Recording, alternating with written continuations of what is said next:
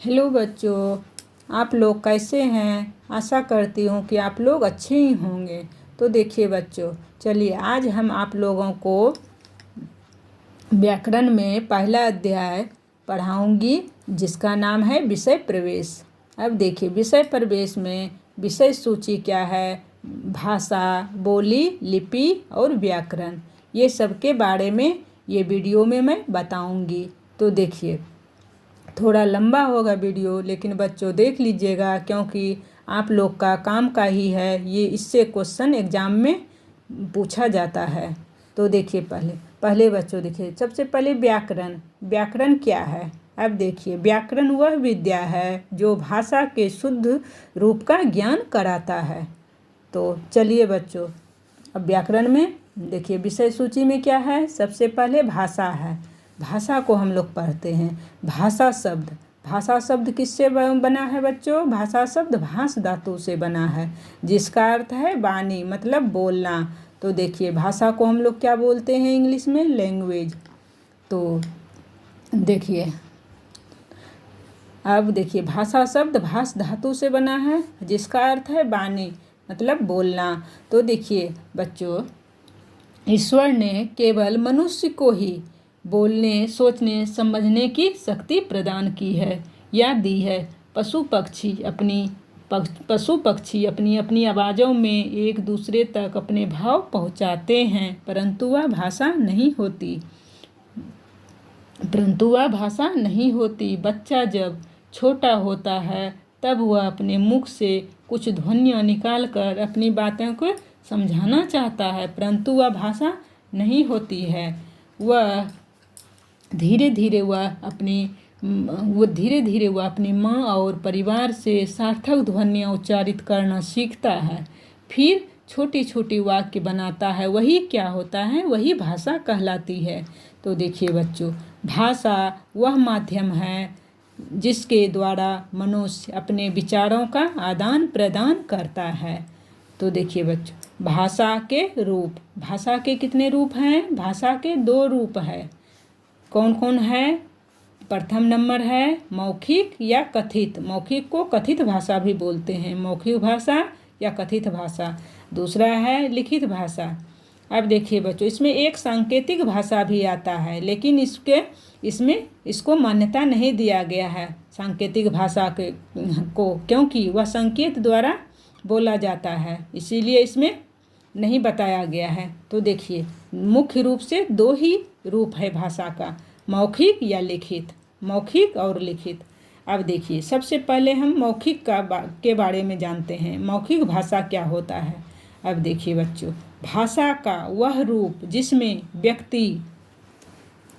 व्यक्ति अपने विचारों को बोलकर प्रकट करता है और दूसरा व्यक्ति सुनकर उसे समझता है, मौखिक भाषा कहलाती है। जैसे देखिए बच्चों, इसमें वक्ता क्या है बच्चों? वक्ता अपनी बात कहता है, वह श्रोता सुनकर अपनी बात समझता है, उसे मौखिक भाषा कहते हैं। तो देखिए जैसे क्या है इसमें वार्तालाप, टेलीफोन। वार्तालाप में क्या होता है बच्चों? एक दूसरे से बात करता है। वार्तालाप जो एक दूसरे से बात करता है और बातें कहता है, दूसरा व्यक्ति क्या होता है? बात को समझता है। इसीलिए वार्तालाप, टेलीफोन पर बातचीत, आभाषण, काव्य पाठ, रेडियो, दूरदर्शन, श्रव्य कार्यक्रम आदि, ये सब क्या है? ये मौखिक भाषा में सब आते हैं। अब देखिए बच्चों, दूसरा है लिखित भाषा। अब लिखित भाषा क्या है? देखिए बच्चों, जब एक व्यक्ति अपने विचार को लिखकर प्रकट करता है तथा दूसरा व्यक्ति पढ़कर उसकी बात समझता है, उसे क्या कहते हैं बच्चों? लिखित भाषा कहते हैं। जैसे देखिए पत्र क्या है बच्चों?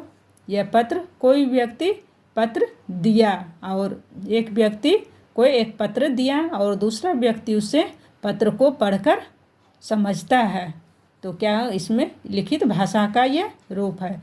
क्या है? पत्र, समाचार पत्र, पत्रिकाएं, लेख, कहानी, संस्मरण, तार आदि भाषा के क्या हैं, लिखित रूप हैं ये सब। अब देखिए बच्चों, इसी में एक आता है मातृभाषा। देखिए बच्चों, मातृभाषा में देखिए क्या है, मातृजोर भाषा अर्थात क्या होता है, माँ द्वारा प्राप्त भाषा, माँ द्वारा प्राप्त भाषा। अब देखिए वह भाषा वह भाषा जिसे बालक अपनी माँ परिवार द्वारा सीखता है उसे मातृभाषा कहते हैं। उदाहरण में देखिए बच्चों, जैसे गुजराती हुआ, जिसकी माँ गुजराती बोलती है तो बच्चा भी गुजराती बोलेगा, तो यही क्या हुआ, मातृभाषा हुआ, उसका अपना भाषा होता है। गुजराती हुआ, सबका अपना अपना भाषा होता है। गुजराती, कश्मीरी, बंगला, तेलुगु, हिंदी, मलयालम, उर्दू, पंजाबी, सिंधी, उड़िया, मराठी और कन्नड़ आदि मातृभाषाएं हैं। ये सब क्या हैं, मातृभाषाएं हैं। अब देखिए बच्चों आगे, अब इसमें और एक आता है क्या बच्चों, राष्ट्रभाषा आता है। अब राष्ट्रभाषा क्या है, देखिए राष्ट्रभाषा, राष्ट्र जोड़ भाषा क्या होता है, अर्थात राष्ट्र की भाषा, इसको क्या बोलता है, राष्ट्र की भाषा बोलता है। तो वह भाषा जिसका प्रयोग एक देश के अधिकांश निवासियों द्वारा किया जाता है, वह क्या कहलाता है, राष्ट्रभाषा कहलाती है। जैसे देखिए बच्चों, जापान का क्या है, जापानी, इसका भाषा क्या है, जापानी। चीन का चीनी, फ्रांस का फ्रांसीसी, ब्रिटेन का अंग्रेजी आदि। अब देखिए दूसरा है राजभाषा है, एक राष्ट्रभाषा है और दूसरा है राजभाषा। राजभाषा देखो बच्चों क्या होता है, राजभाषा, राज प्लस भाषा अर्थात क्या होता है, राजभाषा, ये राजकाज की भाषा। अब देखिए वह भाषा जिसका प्रयोग देश के कार्यालयों में कामकाज के लिए किया जाता है, क्या कहाँ किया जाता है, कार्यालयों में कामकाज के लिए किया जाता है, राजभाषा कहलाती है। जिसका प्रयोग देश के कार्यालयों में कामकाज के लिए किया जाता है वह राजभाषा कहलाती है। देखिए कुछ मुख्य बातें देखिए बच्चों, 14 सितंबर 1949 को संविधान के अनुच्छेद 343 के अनुसार हिंदी को भारत की राजभाषा घोषित किया गया। कब किया गया, 14 सितंबर 1949 को संविधान के अनुच्छेद 343 के अनुसार हिंदी को भारत की राजभाषा घोषित किया गया। इसीलिए बच्चों प्रतिवर्ष इस दिन हिंदी दिवस के रूप में मनाया जाता है, 14 सितंबर को। अब देखिए बच्चों आगे चलते हैं। अब एक आता है संपर्क भाषा आता है बच्चों। अब देखिए इसके बारे में जानते हैं। संपर्क भाषा, संपर्क जोड़ भाषा अर्थात क्या हो गया, संपर्क की भाषा। अब देखिए वह भाषा जिसका प्रयोग देश के निवासी आपस में संपर्क करने के लिए करते हैं, क्या कहलाती है, संपर्क भाषा कहलाती है। ये आपस में एक दूसरे से संपर्क करने के लिए करते हैं तो वो संपर्क भाषा कहलाती है। तो देखिए भारत की संपर्क भाषा क्या है, हिंदी है, तथा विश्व की संपर्क भाषा क्या है, अंग्रेजी है। अब देखिए भारत की मान्यता प्राप्त भाषाएं कुछ नीचे दी गई हुई है। तो देखिए बच्चों पढ़ते हैं। तो भारतीय संविधान में 22 भाषाओं को मान्यता प्राप्त की गई है। भारतीय संविधान में 22 भाषाओं को मान्यता प्रदान की गई है। इतना सारा ये जो 22 भाषा है इसको मान्यता दिया गया है भारत में। अब देखिए प्रथम नंबर है हिंदी, दूसरा नंबर है असमिया, बंगाली, गुजराती, बोडो, डोगरी, कन्नड़, कश्मीरी, कोंकणी, पंजाबी, उर्दू, मैथिली, मलयालम, मणिपुरी, मराठी, नेपाली, उड़िया, संस्कृत, तमिल, तेलुगु, संथाली तथा सिंधी। ये जो सभी 22 भाषा है यह भारत द्वारा मान्यता प्राप्त भाषा है।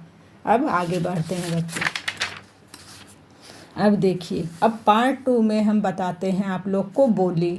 अब बोली क्या है, अब देखिए किसी स्थानीय भाषा के क्षेत्रीय रूप विशेष में बोली जाने वाली मौखिक भाषा बोली कहलाती है।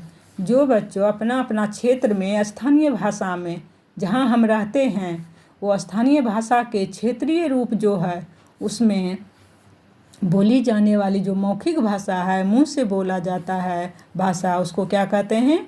बोली कहलाती है। अब यह भाषा का अल्प विकसित रूप होता है। इसे सामान्यतः बोलचाल में प्रयोग किया जाता है। इसको सामान्यतः ज़्यादा बोलचाल की भाषा में ही प्रयोग किया जाता है बच्चों।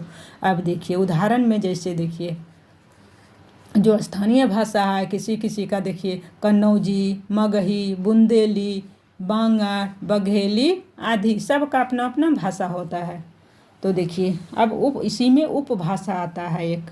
अब उपभाषा क्या है? देखिए बच्चों, जब बोली का क्षेत्र थोड़ा बड़ा हो जाता है तब वह उपभाषा बन जाती है। जब बोली का क्षेत्र जो है बड़ा हो जाता है तब वह उपभाषा बन जाती है। एक उपभाषा की कई बोलियां हो सकती है। जैसे देखिए बच्चों, अवधी, ब्रज तथा राजस्थानी, ये सब उपभाषा में आता है। अब हिंदी की उपभाषाएं व उनकी बोलियां।